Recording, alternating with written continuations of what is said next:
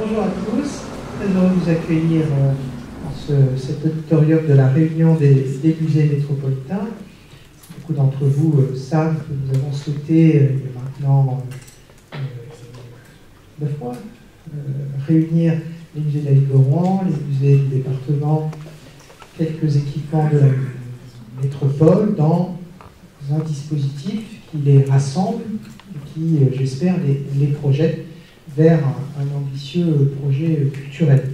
Première d'ailleurs décision que nous avons prise, visée à tenter de diversifier les publics à travers une décision de gratuité mise en œuvre au 1er janvier de cette année et qui s'est traduite immédiatement par un regain d'intérêt de nos habitants avec une progression chiffrée autour, je crois, de 30%. C'est pas mal. Moi, je suis très heureux de vous accueillir effectivement ici pour cette initiative coordonnée par David Bobet, le Centre dramatique national, appuyé par Sylvain Amic, la réunion des musées métropolitains et un certain nombre d'autres collectivités, d'autres partenaires. Je crois que le ministère de la Culture est engagé également dans cette réflexion.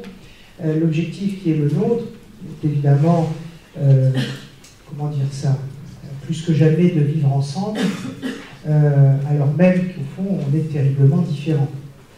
Et cette différence, c'est à rebours, si j'ose dire, ce qui vous intéresse. Et je suppose que ça va être au cœur de vos réflexions dans quelques instants. Si on prend les choses sur un terrain, comment le qualifier, philosophique ou spirituel, moi, ce qui m'a toujours frappé dans l'art, c'est qu'évidemment, il ne nous intéresse pas d'abord et forcément comme patrimoine. Ce qui nous intéresse dans une œuvre, c'est à la fois le fait qu'elle est unique et singulière, donc par essence diverse, et pourtant qu'elle nous mobilise dans une dimension qui manifestement est universelle. Toujours frappant qu'on se trompe finalement assez peu quand on se promène dans le monde sur le statut de l'objet qu'on nous présente ou ce qu'on nous fait entendre. On connaît de la musique dans le monde entier. Donc moi, c'est toujours ça qui m'a intéressé. Comment ce qui est l'exemple même, parce qu'au bout de l'idée de diversité, il y a l'individu, l'exemple même de la production d'un individu singulier, comment se fait-il qu'il peut prétendre par la projection de sa conscience dans un objet, dans une production immatérielle, comment peut-il prétendre intéresser l'humanité entière? Et au fond, on sent bien, si je sors du terrain philosophique ou spirituel pour avoir un propos plus politique, on sent bien que c'est le défi dans lequel on est. Tous collectivement, réinventer cette relation qui fait que nous assumons notre singularité totalement, notre identité, tout en nous efforçant de la projeter dans quelque chose qui implique les autres. Parce qu'au fond, se parler qu'à soi, ça finit régulièrement très mal. C'est d'ailleurs la meilleure définition du fanatisme que je connais, de vouloir vivre qu'avec ses semblables. On sent bien qu'il y a cette tentation-là en ce moment dans la société française, définir l'identité par ce qui nous conduirait, au fond, à renoncer à l'altérité, ne vouloir être qu'avec nos semblables. Mais justement, si on renonce à ça, on renonce à une grande partie de ce qui fait l'intérêt, pour le coup, du vivre ensemble. Comme j'ai peu de temps, tout ce que je viens de dire est un peu rapide et sûrement extrêmement superficiel, mais en tout cas, c'est l'idée que je me fais de ce qu'on va faire dans la réunion des musées métropolitains dans les années qui viennent. Au risque de paraître abrupt, moi, le patrimoine m'intéresse dès lors, évidemment, qu'il est présent dans les générations d'aujourd'hui et projeté dans les générations futures. Il nous rappelle à quel point, justement, notre humanité se construit par les acquis des générations précédentes qui se transmettent et qui nous permettent, au fond, de nous élever progressivement. Je crois beaucoup à l'idée de progrès, même en art. Ça nous amènerait sur un tout autre terrain. En tout cas, merci beaucoup à tous ceux qui se sont rendus disponibles pour animer les débats, participer aux tables rondes. Merci beaucoup à David Bobet, son équipe, le Centre dramatique national et tous ceux qui se mobilisent. Ce sujet, on le sent bien, est devenu, s'agissant de la diversité en général, un sujet majeur. Vouloir segmenter l'humanité, c'est toujours prendre le risque évident de préparer l'affrontement des segments. Et donc, revisiter l'unité de l'humanité à travers justement la création, la créativité et sa transmission à travers les musées, c'est sûrement une belle entreprise d'une brûlante actualité. Bonne journée à tous.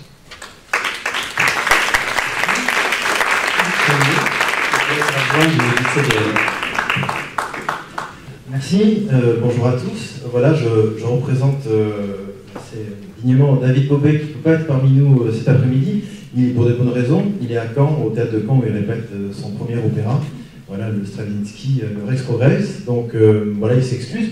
Moi, je suis ravi en tous les cas qu'on puisse ouvrir ces journées, ces 3 journées, puisque ces 3 journées qui vont avoir lieu à Rouen, autour de cette question de la diversité culturelle, en effet, avec le soutien du ministère. Je suis ravi aussi sur ces questions de mutualisation des équipements de la métropole, Président, je vous y êtes attaché, qu'on puisse déjà travailler dans les idées, au moins cette mutualisation-là, et en tous les cas, cette collaboration avec les musées de la métropole nous ravit vraiment. Je suis un bon exemple de cette mutualisation-là, puisque déjà, pour moi, en tous les cas, le parcours entre art plastique et un spectacle vivant, après avoir travaillé au Château de Versailles et être au CDN de Normandie-Rouen, c'est déjà parfois un grand écart, mais en tous les cas, c'est un écart possible. Et je vous invite à le faire tout au long de ces 3 jours, puisqu'à partir de ce soir aussi, vous pouvez continuer à traverser ces journées avec du spectacle vivant. Je vous rappelle, il y a 2 spectacles qui sont programmés ce soir.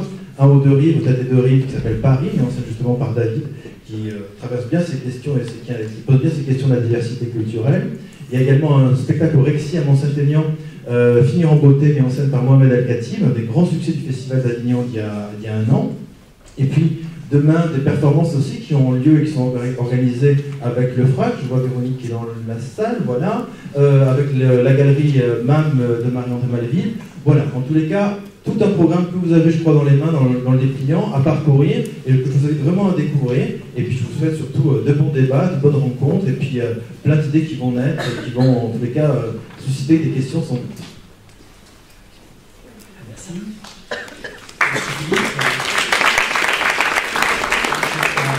L'introduction, je veux effectivement remercier Philippe Bobet pour contraction et David Bobet pour cette initiative. On sait à combien cette question de la diversité culturelle tient au cœur de David Bobet, mais en provoquant l'instauration de ces journées de la diversité culturelle à Rouen, il a mis cette question dans l'ici et le maintenant. Ce sont des questions bien sûr dont on se préoccupe dans les musées, mais nous avons toujours une exposition à préparer, un plan de formation, un tableau à déplacer, qui fait que nous ne nous préoccupons pas de ces questions maintenant. Or, je pense que vraiment, c'est une question effectivement d'une actualité brûlante, et qu'elle nous ramène surtout à l'origine même de la notion de musée. La diversité, c'est ce qui a fondé les musées. Qu'on pense au cabinet de curiosité, par exemple, c'est bien l'altérité, la diversité du vivant, qui a la curiosité, qui a été à l'origine de la notion de musée. Peut-être certains professionnels de musée se sont éloignés, plus ils se sont spécialisés de cette origine. Alors, aller au musée, c'est déjà faire l'expérience d'une l'altérité d'une personne du passé qui a voulu nous léguer, qui a voulu que la collectivité se prenne en charge certains objets et les transmettre. Donc déjà faire un chemin vers une forme d'altérité, mais c'est aussi évidemment transmettre pour quelqu'un. C'est fondamental, c'est même ce qui fonde même l'idée de conserver, comme l'a dit le président Sanchez. Donc pour quelqu'un, et ce quelqu'un, quel est-il? On sait tous que le public des musées n'est pas aussi diversifié qu'on le souhaiterait. Beaucoup d'études le montrent. L'inflation du vocabulaire technocratique pour désigner ces publics empêchés, ces publics éloignés de la culture, le montre à l'envi. Et il suffit simplement de se placer à l'entrée d'un musée pour voir que nos publics ne sont pas le reflet de la société contemporaine. Donc, en quelque sorte, nous conservons des collections que nous n'avons pas choisies, pour des gens qui l'ignorent. Donc deux diversités entre lesquelles nous sommes pris et que nous devons essayer de concilier. C'est vraiment, je pense, une mission fondamentale. Alors cet après-midi, donc, je voudrais aussi remercier tous les intervenants qui sont là, tous de très haut niveau, qui nous feront part de leur expérience à la tête d'un musée, à la tête d'un projet culturel, dans l'expérience même des collections. J'espère que ce sont chaque fois des solutions qui pourront nous aider à s'adapter, à nous aider à trouver des solutions qui répondent à ces interrogations-là. Donc nous ferons deux tables rondes séparées par une petite pause. Chacune de ces tables rondes aura 3 intervenants ou 2 intervenants séparés par un temps de discussion. Et puis pour commencer à lancer le débat, nous avons invité Jean-Hubert Martin, que l'on connaît bien. C'est le commissaire dernièrement de l'exposition Carambolage au Grand Palais, mais historiquement, c'est surtout celui qui a fait les Magiciens de la Terre. Et je me souviens, cher Jean-Hubert, qu'à l'oral de mon concours de conservateur, je citais déjà les Magiciens de la Terre comme une expérience, comme une pierre de touche de l'expérience de la conservation. Cette exposition qui a été absolument séminale et qui a tout à coup posé comme postulat que toutes les formes d'art de tout continent, dans le domaine d'abord de l'art contemporain, puis ensuite Jean-Hubert Martin, à travers sa carrière, il va nous en parler, a expérimenté aussi le rapport au passé. Donc il n'y avait ni frontière entre les formes d'art contemporaines issues de toute culture et aussi entre toutes époques. Et c'est effectivement ce que vous avez pu voir dernièrement au Grand Palais Carambolage, mais avant avec une image qui empêchait une autre, ou bien pour ceux qui l'ont suivi plus loin, en Tasmanie ou à Düsseldorf, dans d'autres propositions de cette nature-là. Voilà, donc je vous souhaite à tous un bon colloque, et puis je laisse la parole à Jean-Hubert Martin pour introduire.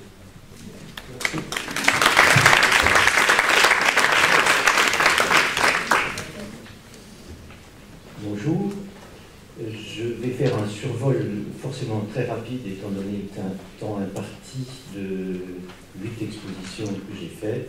Je ne commenterai pas les images, il y a 2 images par exposition, je n'aurai pas le temps.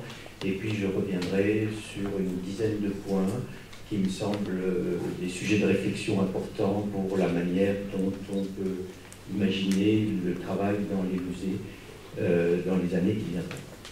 Donc, Magicien de la Terre, c'était cette exposition en 1789. C'était le bicentenaire de la Révolution, c'est vrai. Et d'ailleurs, qui m'a valu un petit budget supplémentaire pour l'exposition. C'était donc cette exposition qui a réuni une centaine d'artistes avec une moitié d'artistes occidentaux connus dans les réseaux de l'avant-garde occidentale et une autre moitié d'artistes qui étaient quasiment inconnus, ou en tous les cas inconnus de ce réseau-là. J'avais été très frappé par le fait qu'au fond, quand on parlait d'art contemporain international à cette époque-là, c'était en gros les pays de l'OTAN. On ne connaissait pas ce qui se passait en Europe de l'Est, de l'autre côté de l'hémisphère, et encore moins ce qui se passait sur d'autres continents, donc en dehors de l'Amérique du Nord et de l'Europe de l'Ouest.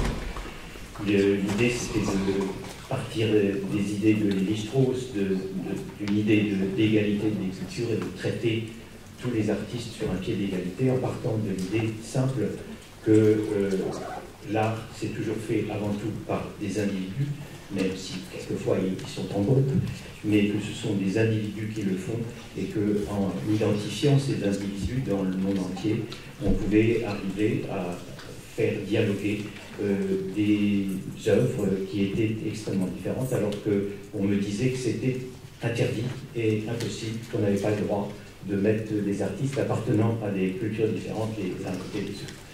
Alors j'ai pris l'option de chercher des œuvres de caractère extrêmement différent. On a pu dire qu'on a pu parler de néo-primitivisme, ça évidemment a collé toutes sortes d'étiquettes. Il est vrai que je cherchais, j'utilisais cette formule à l'époque, des artistes qui n'avaient pas lu ou qui ne suivaient pas les préceptes, les articles de Art Forum, la fameuse revue new-yorkaise.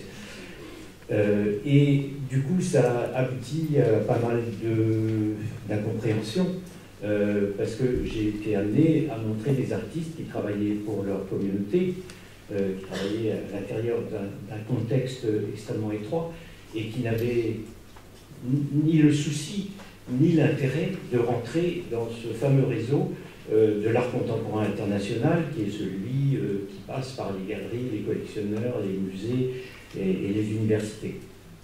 Alors, un des résultats essentiels de l'exposition a été qu'elle a obligé les conservateurs et les commissaires d'exposition par la suite à se poser vraiment la question de qui ils habitaient dans leurs expositions dites internationales, et on a vu apparaître beaucoup plus d'Africains, d'Asiatiques dans les années suivantes. Mais les artistes, dans la très grande majorité qui apparaissaient dans les expositions, on pouvait dire qu'ils étaient formatés par l'Occident.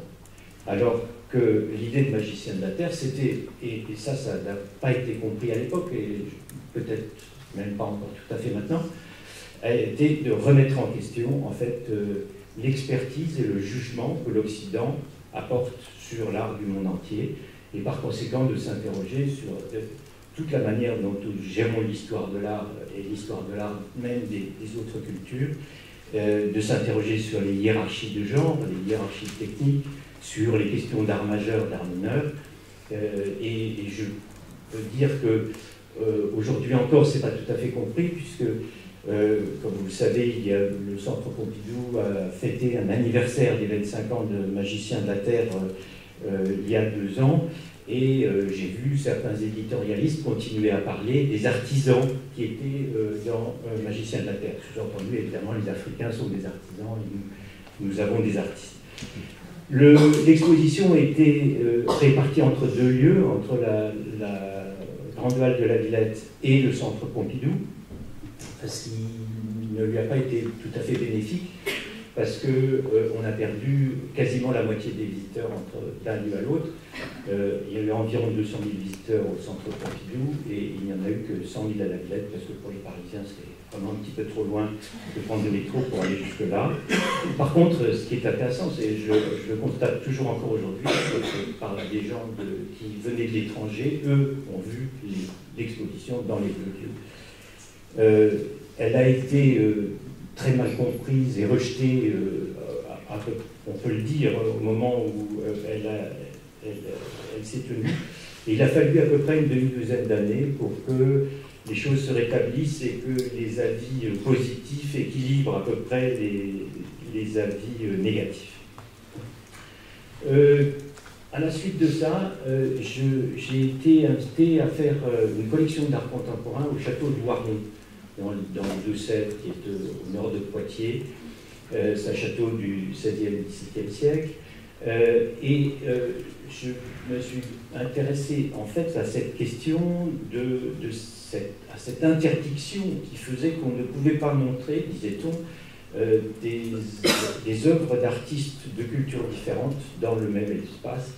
Et j'ai réfléchi à ça et je suis évidemment arrivé sur un plan historique à l'idée des cabinets de curiosité qui justement rassemblaient à la fois ce qu'on appelait les naturalia, c'est-à-dire toutes sortes de témoignages provenant de la nature, et les artificialia, c'est-à-dire des œuvres d'art, mais également toutes sortes d'artefacts qu'on avait rapportés d'Afrique ou d'Amérique à la suite des voyages du XVIe siècle et du XVIIe siècle. Et donc j'ai fait au château de Voiron une collection d'art contemporain qui partait de l'idée des cabinets de curiosité, de ces topics et de ces thématiques, et que j'ai décliné avec des correspondances et des parallèles dans l'art contemporain, qui comprenaient donc aussi quelques artistes africains et autres.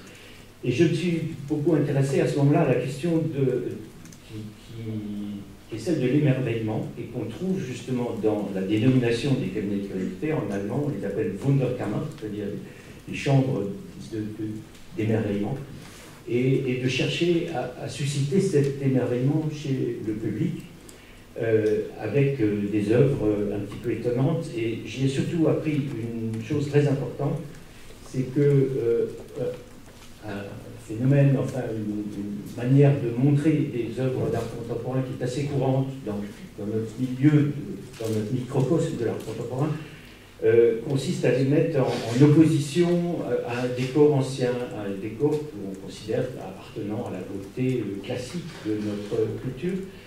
Et je me suis rendu compte que ce phénomène jouait pour les gens qui appartiennent au Microcosme, mais pas pour le grand public.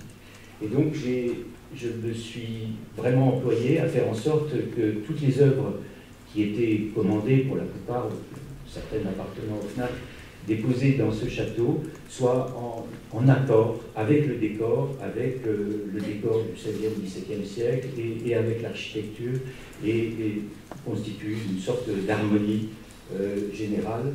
Et ça a été pour moi une leçon très importante sur la manière dont on peut gérer l'art contemporain par rapport au public.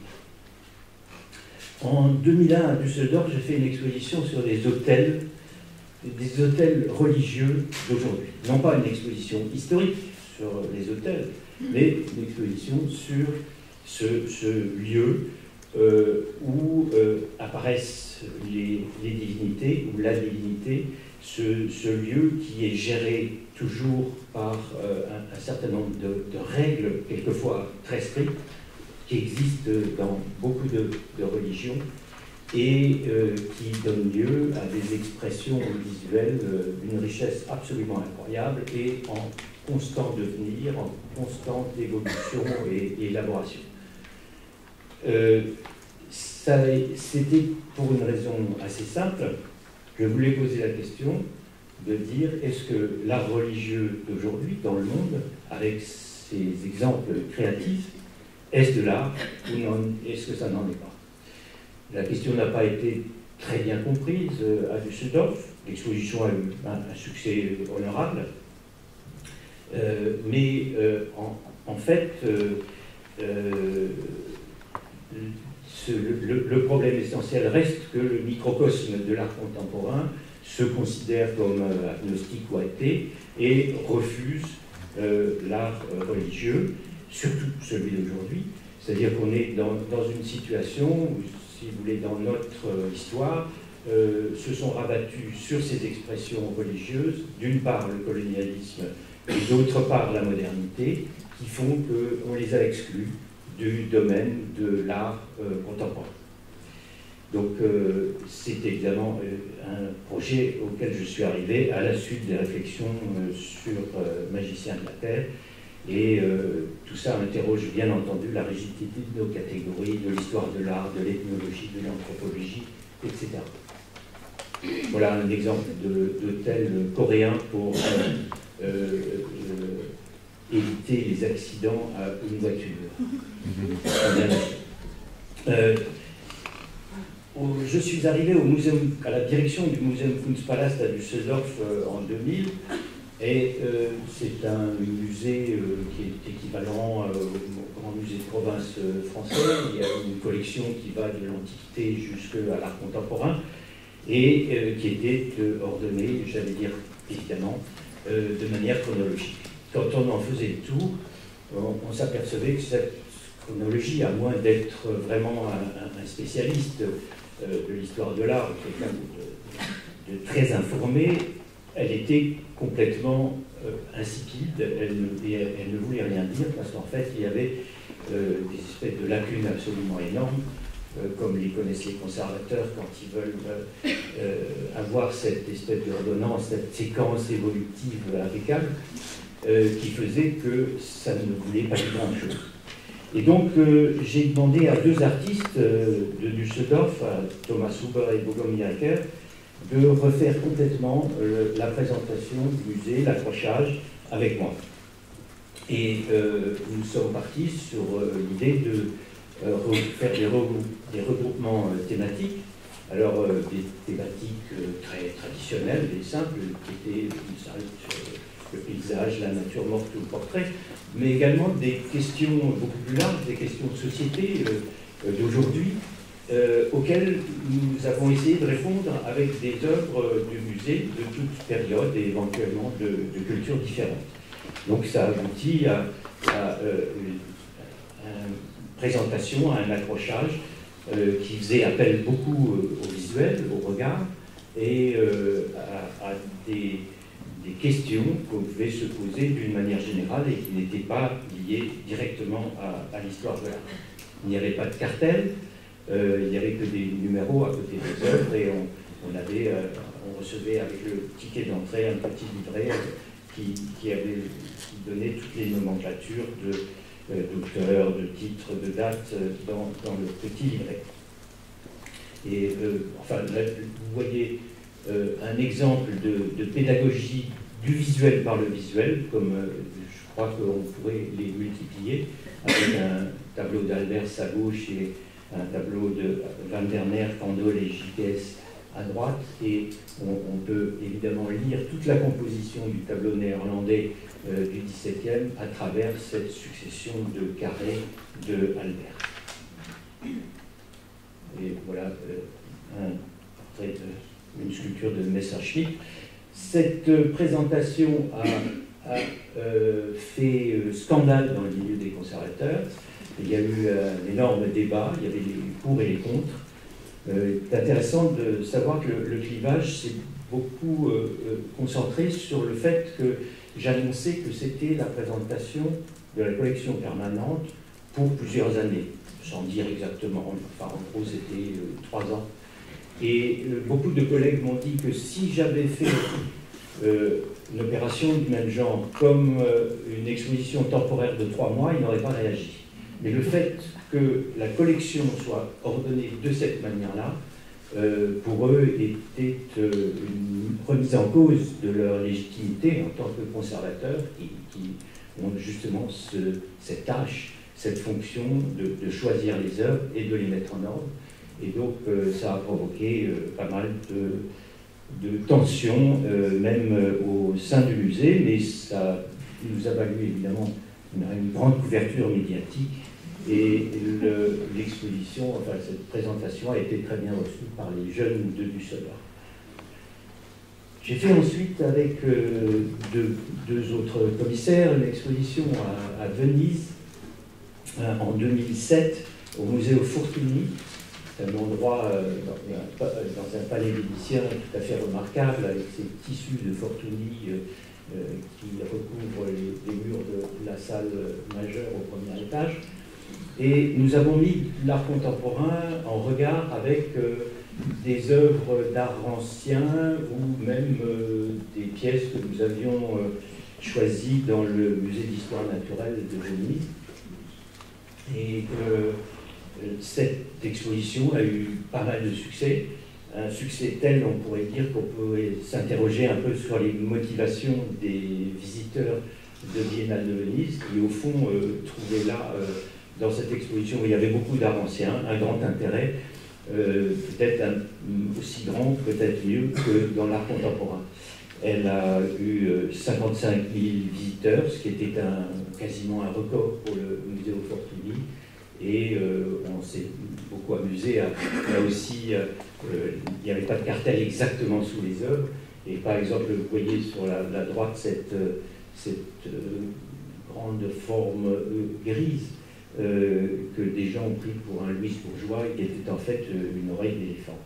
Et on a fait également dans d'autres salles des présentations très, très calmes et qui poussaient à la méditation, comme ce Bouddha qui était assis au milieu des œuvres d'Opalka. J'ai été ensuite appelé à la suite de cette exposition par un collectionneur de Tasmanie, de Hobart, David Walsh, qui a une collection d'art contemporain et d'archéologie.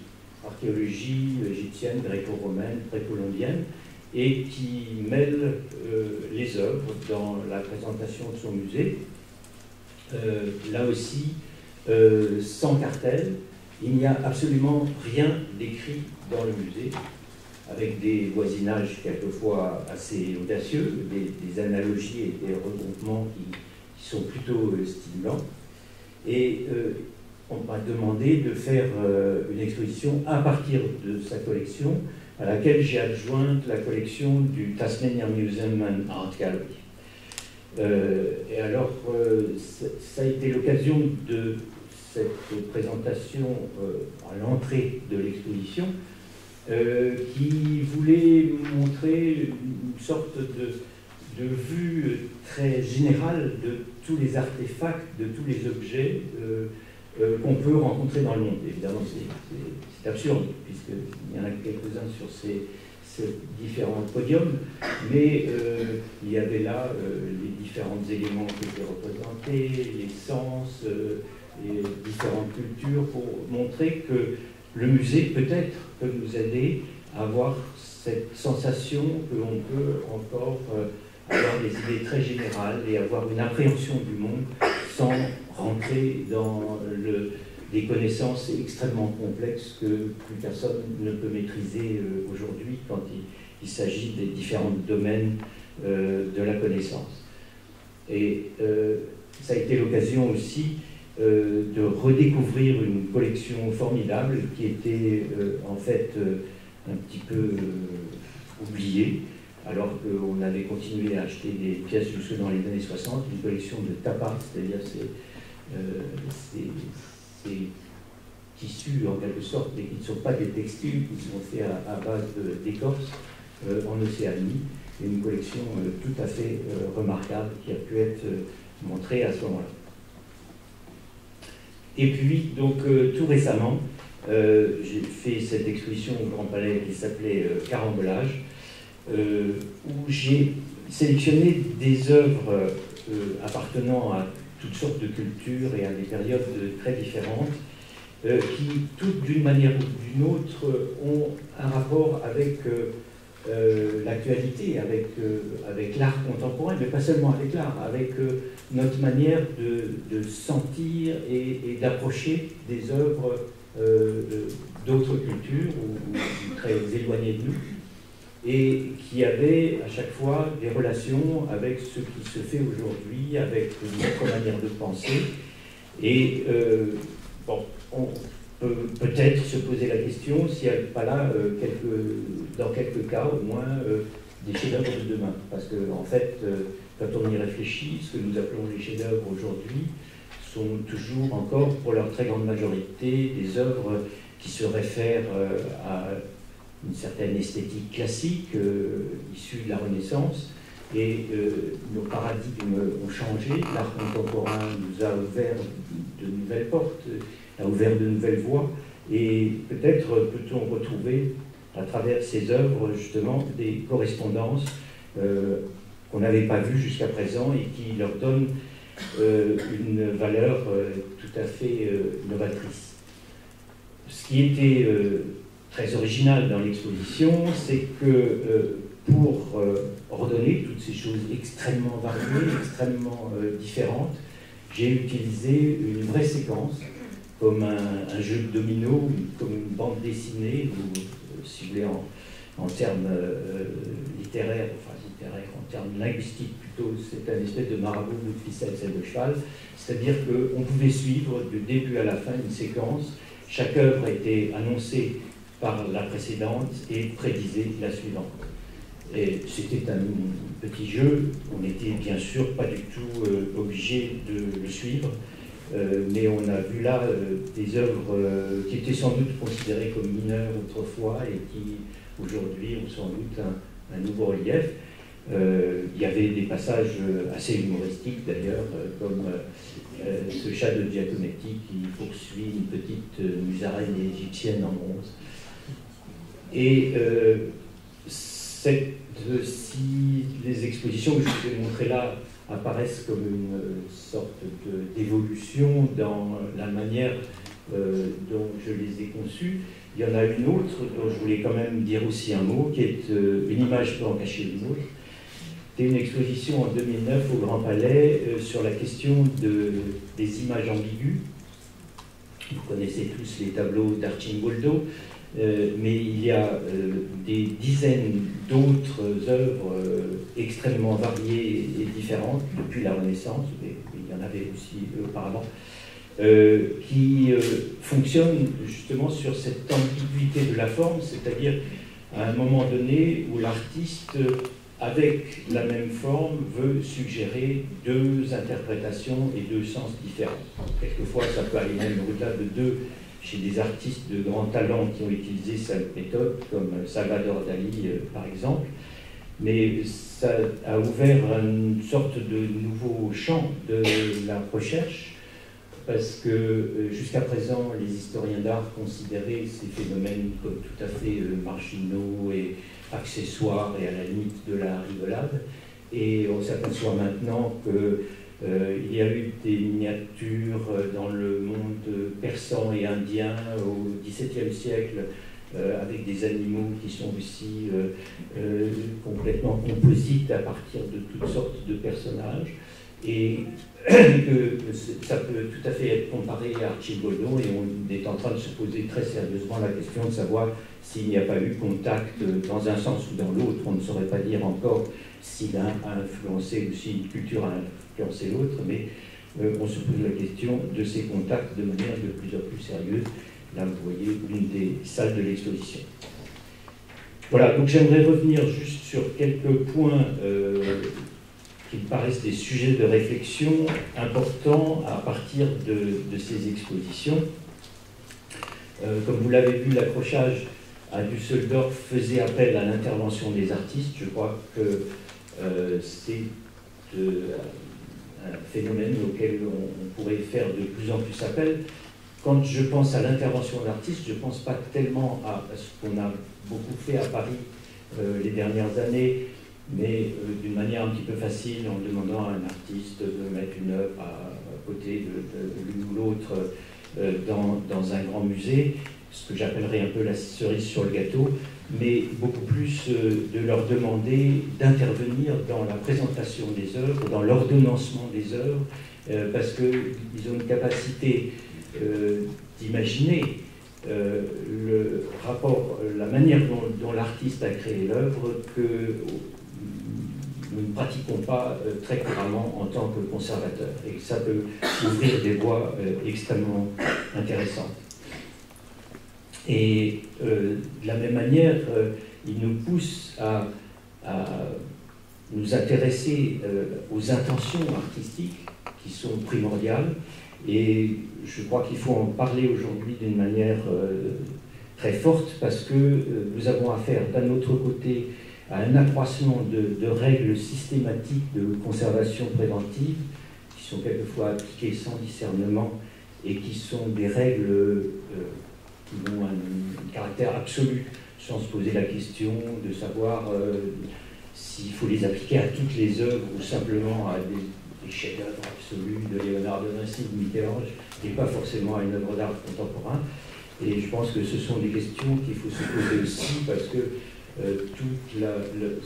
ces précautions excessives empêchent de plus en plus un accès direct, un accès plus spontané à l'œuvre d'art.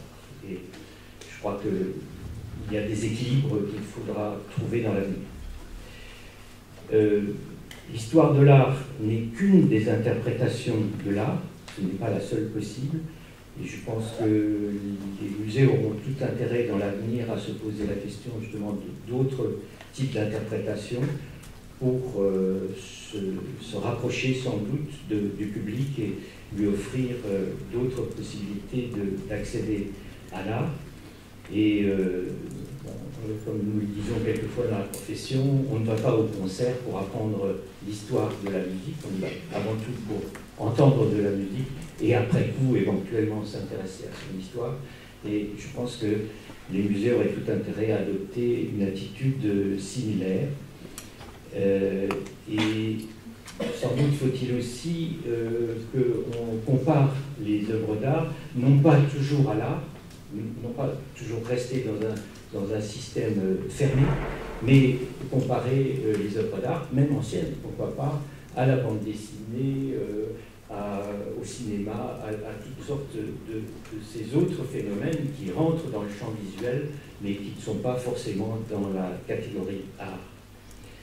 Et de ce fait, le conservateur de musée devrait avoir un rôle sans doute plus créatif qu'il n'a eu jusqu'à présent. On souffre encore en France, c'est un défaut particulièrement français. Quand on parle des musées, on accole tout de suite, immédiatement derrière, le mot scientifique. C'est un terme qui est apparu, bon, je ne rentrerai pas dans toute l'histoire, dans les années 30-40, mais je pense qu'on aurait intérêt à y substituer le mot artistique, qui est très beau, et qui représente une valeur, des valeurs très importantes, parce que le scientifique, à part le simplement factuel, il est vraiment très, très mou. On est dans une science très très molle, dans ce cas-là, dans l'histoire de l'art et dans les musées. Et aussi, ça, c'est peut-être valable surtout pour l'art contemporain, peut-être modérer un petit peu les excès des biographies héroïques sur les artistes et de ne pas suivre systématiquement Vasari et les ravages qu'il a pu faire dans l'histoire de l'art.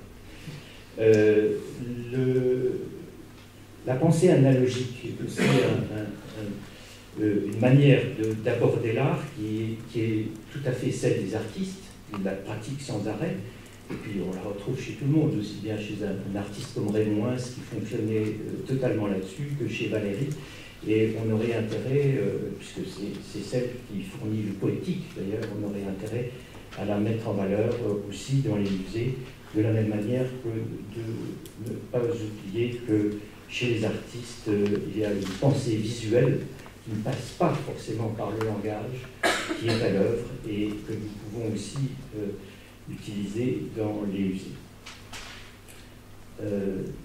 À partir du moment où on prend un peu de distance avec l'histoire de l'art un peu rigide et conventionnelle, on peut aussi penser à avoir une certaine légèreté dans la manière d'aborder les œuvres d'art et qui peut nous attirer à un public un peu plus large et surtout ne pas accabler le visiteur avec le poids des connaissances. Les dernières années, c'est devenu terrifiant à l'entrée des expositions, les textes deviennent de plus en plus longs et si on n'a pas lu tout ça, on sait très bien qu'on ne comprendra pas l'exposition et ce qu'a voulu dire le commissaire. Et donc là, il semble aussi qu'il faut avoir un petit peu plus de légèreté, un peu de légèreté de l'être pour aborder les œuvres d'art. Dans les musées, d'une manière générale, se pose toujours la question des expositions temporaires, des expositions permanentes. Je crois que les musées, plutôt de partir toujours de cet ordonnancement qui est l'histoire de l'art extérieur à eux, et que certainement le Louvre, dont le Louvre peut faire la démonstration, mais dont beaucoup de musées ne peuvent pas du tout suivre les évolutions, on aurait certainement intérêt à s'intéresser beaucoup plus aux œuvres dans la collection. L'expérience dont je vous ai parlé tout à l'heure, dans cette exposition à Hobart, qui était le Théâtre du Monde, était formidable parce que j'ai circulé dans les réserves des deux musées pendant des semaines à voir des objets, et c'est en faisant des analogies, des comparaisons et des parallèles entre ce que je voyais que c'est petit à petit élaboré toute l'exposition avec des regroupements, avec des chapitres, etc. Et c'est parti vraiment des œuvres. Ce n'est pas parti d'un concept extérieur ou d'une histoire ou d'un récit extérieur. Et de la même manière, quand on fait ça, on s'aperçoit que dans les musées, il y a souvent des œuvres singulières, singulières à tous les titres, singulières parce qu'elles sont originales, mais aussi singulières parce qu'elles sont toutes seules dans leur domaine. Elles n'ont pas de contexte. Il arrive dans tous les musées qu'il y ait une œuvre africaine ou océanienne qui est arrivée là par on ne sait quel legs. Et quelquefois, ces œuvres sont extrêmement intéressantes et les conservateurs y renoncent parce qu'ils ne savent pas dans quelle salle la mettre parce qu'elles n'ont pas de contexte. Mais il ne faut pas hésiter à les montrer si on pense que justement elles peuvent avoir un intérêt pour le public. Et quelquefois, ça peut justement amener à imaginer une autre présentation que celle du contexte historique, géographico-historique. Vous avez vu que dans ces expositions, je me suis beaucoup employé à faire une sorte de pédagogie du regard, de restituer aux visiteurs l'envie de regarder les choses et de les juger par rapport à son système de référence, par rapport à ses connaissances à lui. Et de la même manière, les conférenciers, enfin ça nous disons très souvent, ont toujours intérêt à partir des œuvres elles-mêmes, quand ils parlent à un certain public, et non pas à commencer par expliquer toute l'histoire et le contexte, mais à demander aux gens ce qu'ils voient et à partir de là d'élaborer avec eux pour essayer de les aider à voir les choses dans la perspective où ils les voient, mais aussi peut-être dans d'autres perspectives et à agrandir leur champ de perception.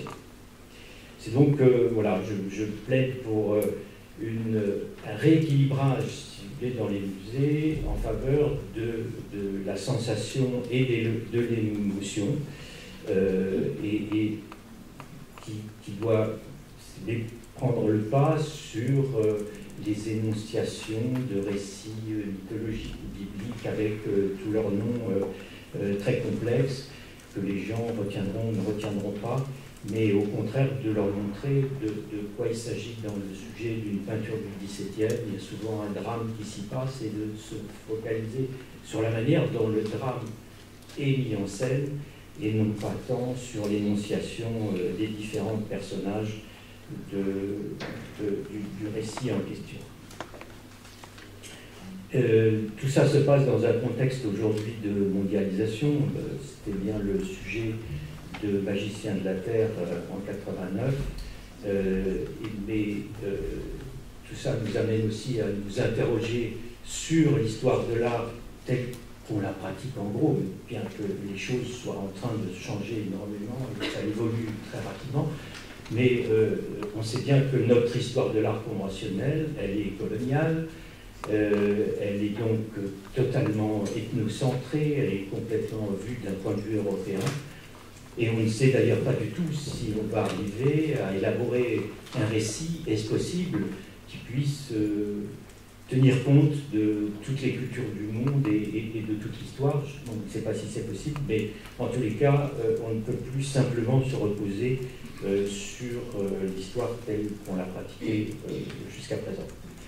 Et puis, tout ça se double de la manière dont nous agissons quotidiennement aujourd'hui avec les réseaux électroniques, Internet, où nous appelons sans arrêt, nous passons d'une image à une autre, nous avons une surinformation. Alors, certains se posent la question de savoir si ça ne va pas être dommageable au musée, est-ce qu'il n'allait pas disparaître. Je ne crois pas du tout, bien au contraire. Je crois que ça a d'ailleurs toujours été le cas quand on s'est posé ce genre de questions. Vous savez, quand les livres d'art sont apparus dans les années 50 avec les livres de poche, etc., tout ça, on s'est demandé si ça n'allait pas remplacer les musées. Enfin, le contact avec l'œuvre est quelque chose qui est absolument primordial et je pense qu'il y a une grande majorité du public qui s'en rend bien compte, qui tient voir des œuvres. Et je ne pense pas que le musée soit en danger en tant que tel. Il est en danger s'il ne sait pas se réadapter, évoluer et se transformer au gré des évolutions importantes qui ont lieu en ce moment. Dans le musée de Hobart dont je vous parlais tout à l'heure, et je vous disais qu'il n'y avait rien d'écrit sur les murs, on donne à chaque visiteur un petit appareil qu'ils appellent le O, qui est comme un iPhone, et qui est à la fois visuel et auditif, parce qu'il a un énorme avantage. Il y a pas mal de vidéos qui sont présentées dans le musée, et vous avez le son de la vidéo dans les oreilles, donc je ne vois pas votre voisin, et on peut montrer plusieurs vidéos d'artistes les unes à côté des autres. Il a un autre énorme avantage, c'est qu'il ne donne pas, comme malheureusement en général les audiobooks dans les musées, une seule version, une seule interprétation de l'exposition.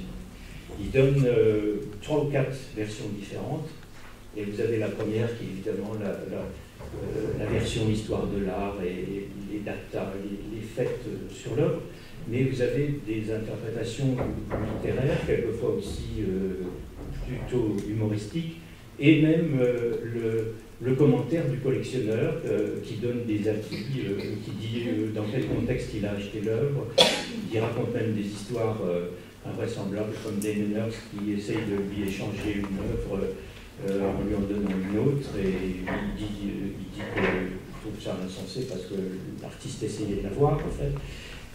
Voilà, donc où on a une multiplicité d'approches immédiatement de l'œuvre. Alors, tout ça paraît merveilleux, mais ça a un inconvénient. Un inconvénient majeur, c'est que les gens regardent beaucoup leur petit appareil, et lisent dans l'appareil, et toujours encore le regard, et ne regardent pas assez. Donc, il n'y a pas non plus de solution miracle, tout ça. Et donc, je ne sais pas comment on peut réellement faire, mais il faut trouver des moyens vraiment pour attirer le visiteur, le public, à regarder le plus possible les œuvres et à se référer à son système de connaissances. Je pense que, pour terminer, le musée a été un peu pris à son propre piège, parce qu'à force de dire que pour apprécier l'art, il fallait connaître son histoire, on en a convaincu le public, qui redemande des explications de peur de passer à côté de son sens. Et je pense qu'il faut aujourd'hui pencher le balancier du côté du regard, de la sensibilité et de l'émotion. Merci.